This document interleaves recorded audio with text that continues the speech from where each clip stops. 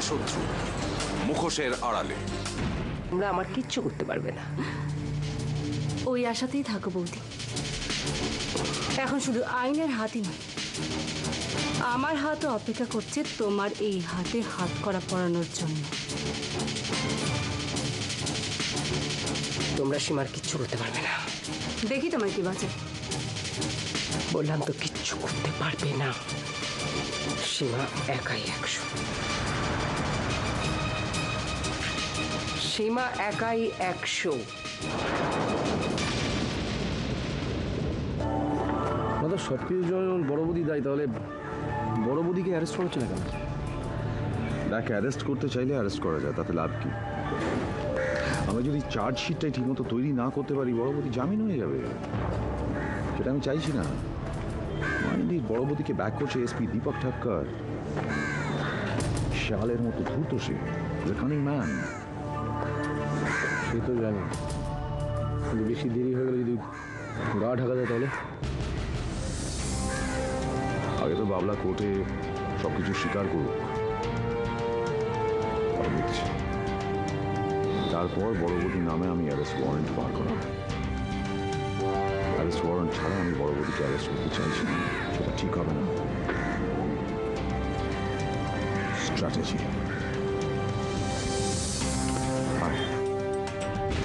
দিনের পর দিন নন্দিনীকে কষ্ট দিয়েছ, তবু দেখো ও কত চেষ্টা চালাচ্ছে বাবলাকে বের করে আনার জন্য।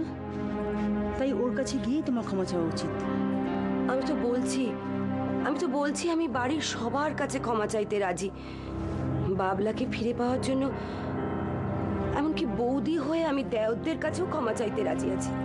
আবার ভুল করছো সেজে বৌদি।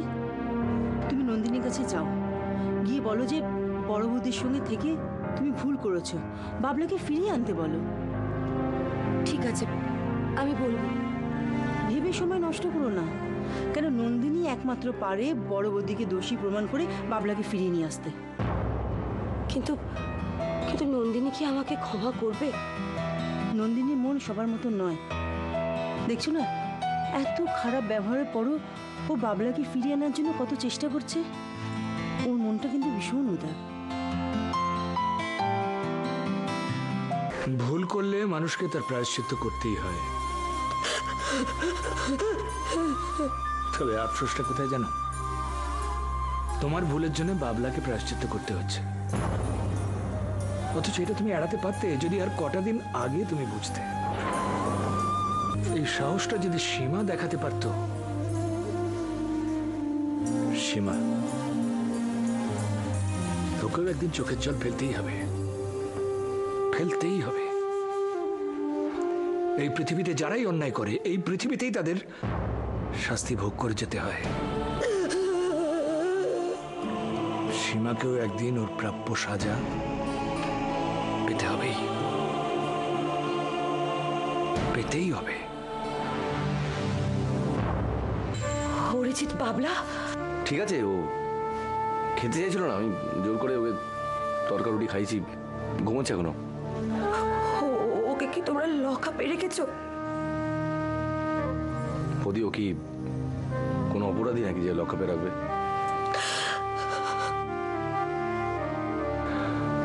ও তো একজন। কি হলো, থামলি কেন? বলে যা।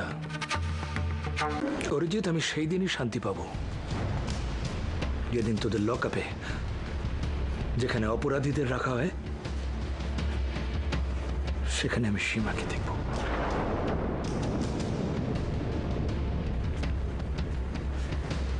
সেই দিনই শান্তি পাবো আমি। না বৌদি, চাটা খেয়ে নাও। তুমি একদম চিন্তা করো না বৌদি। নদা, অরিজিৎ সবাই তো আছে, আমি আছি, বাড়ির সবাই তোমার পাশে আছে। তুই দেখো, বাবলার কিচ্ছু হবে না, কিচ্ছু হবে না। সব ঠিক হয়ে যাবে, সব ঠিক হয়ে যাবে।